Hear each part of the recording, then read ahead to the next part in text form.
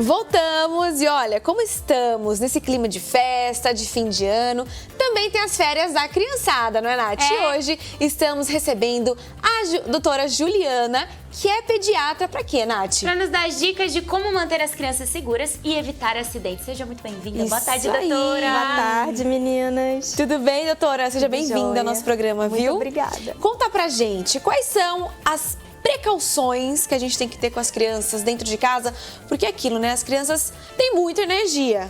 Aí fica em casa, aí fica naquela correria. O que os pais e as mães podem fazer? Bom, para prevenir os acidentes, para que a gente se antecipe nas medidas de prevenção, a gente precisa entender cada faixa etária, né? Cada faixa etária tem uma fase do desenvolvimento, igual videogame. Sim. Vai ficando mais difícil. É. Então, cada faixa etária tem uma etapa de desenvolvimento. Quando a gente compreende essa etapa, a gente consegue se antecipar e fazer as medidas de prevenção. E hoje, quais são, assim, as maiores causas de acidentes? Então, os números são assustadores, tá? Os acidentes na infância são a principal causa de mortalidade em crianças no nosso país de 1 a 14 anos. Elas acontecem, na sua imensa maioria, dentro de casa e no seu entorno, tá? Então, é bem assustador. Os números, a estatística é muito alta, né? E a gente precisa falar sobre isso, né? Então, por isso a gente está aqui hoje, né? Caramba! As medidas específicas dentro de casa, cada espaço da casa e cada objeto, ele tem um risco em potencial que precisa ser reconhecido e eliminado, tá? Para que a gente tenha umas férias seguras. Exatamente. E o pessoal vai viajar normalmente, né, nas férias. E quais são as orientações importantes que a gente tem que ter ao chegar na acomodação? Dar uma olhada em que para tomar cuidado para a criança não ter um acidente, doutora? Então, quando a gente viaja, é importante conversar com o pediatra antes da viagem, até para levar uma farmacinha dos medicamentos que a criança usa habitualmente, tá? E deixá-los, obviamente, fora do alcance das crianças. Sim. Essa é uma das recomendações para a gente evitar as intoxicações inadvertidas. Quando a gente chega num ambiente estranho, a gente tem que se preocupar principalmente com as crianças pequenas, né, de 1 a 4 anos de idade, que elas estão engatinhando, algumas já andando. A gente precisa proteger as tomadas, tá? Para evitar os choques elétricos. Eu imagino que nos hotéis, pousadas, enfim, que a gente viaja quando sai de férias, tomar cuidado principalmente com as sacadas, né? O acesso a escadas, isso é muito importante.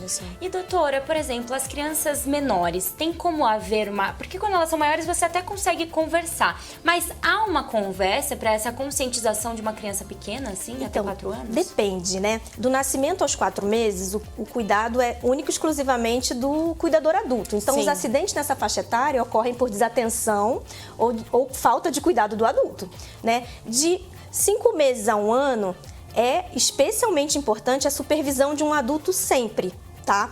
Aliás, só pra gente voltar um pouquinho pra trás, a supervisão, quem cuida de criança é adulto. Nunca, em hipótese alguma, outra criança deve cuidar de outra criança. A gente vê muito isso, né? Uma criança, sei lá, tem 10 anos, cuida do seu irmão que tem 4. Jamais. Principalmente em praia, por exemplo. Nossa. E pode correr o risco de afogamento, né, doutora? A gente não pode delegar uma responsabilidade tão grande para outra criança. Claro que Essa não. responsabilidade é nossa. Exatamente, gente. Eu fico chocada porque é algo que a gente tem que falar, tem que conversar, porque o pessoal de casa, como nas férias, as praias são lotadas, as crianças se perdem. Tem que ter essa segurança mesmo, né? Sim, e a gente tem sempre aquela falsa sensação de que tem sempre alguém olhando. Nas praias, nas piscinas, nunca tem ninguém olhando. Nunca. E é aí que acontecem os afogamentos. Exatamente. E assim, como equilibrar essa liberdade da criança brincar, fazer as coisas ali nas férias divertidas e dosar também a segurança dessa criança? Como fazer esse amparo?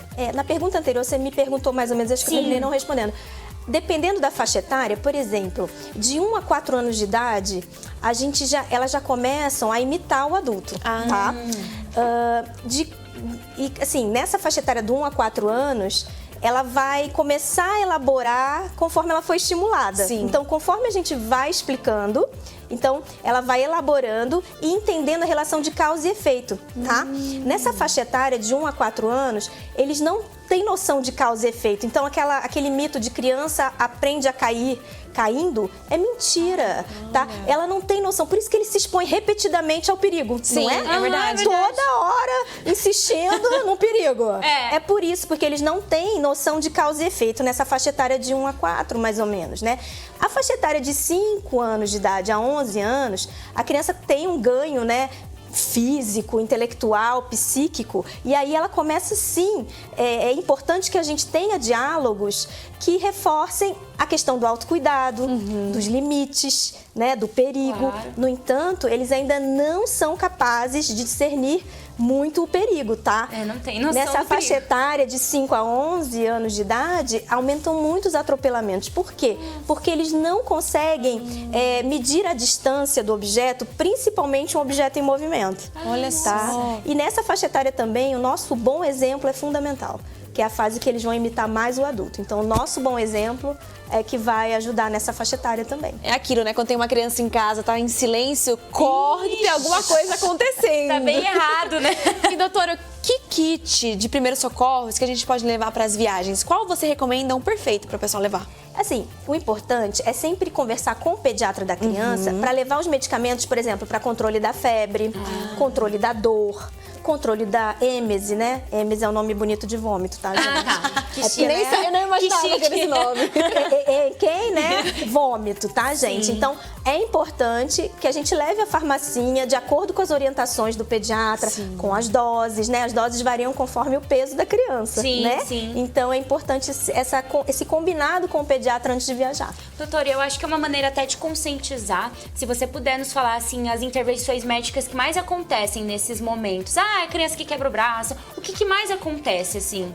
São as quedas, né? São bem frequentes, infelizmente. As queimaduras, né? Nossa, queimadura. E na praia, por exemplo, a gente esquece, né, da exposição solar. A exposição solar pode levar a uma queimadura de Com primeiro certeza. grau numa criança, né? Então, são mais frequentes os brinquedos novos que vão ganhar agora no Natal, né? Então, os brinquedos eles têm que ser adequados para cada faixa etária. A gente precisa checar se o material é adequado, se é seguro. Os objetos de locomoção, patins, patinete, tem que usar os equipamentos de proteção, né? Cotoveleira, joelheira, capacete, luvinha, porque quando cai vai machucar a mão. Tem que vir no kit já. Tem que ser. Você precisa ver como é que as minhas filhas andam de bicicleta. Toda montada. Todas paramentadas. Tá certo. Isso aí. Tem que ser mesmo. Doutora, agora pra gente finalizar, consegue listar algumas dicas pra gente, pessoal de casa, Sim. pra seguir nessas férias, pessoal de casa? Bom, nas férias é pura diversão, Sim. mas os adultos precisam estar atentos, né, aos riscos, potenciais riscos que as crianças estão expostas.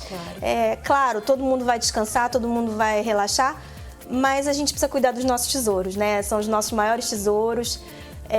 Então a gente precisa, de fato, cuidar deles. A infância é linda. Quando a gente compreende as etapas do desenvolvimento da criança, a gente consegue dialogar e consegue um retorno super positivo. E, doutora, eu acho que essa é a importância também, né, do pediatra.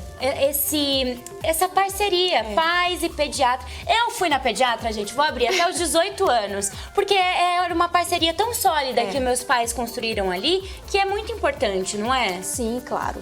É fundamental ter um pediatra para chamar de seu.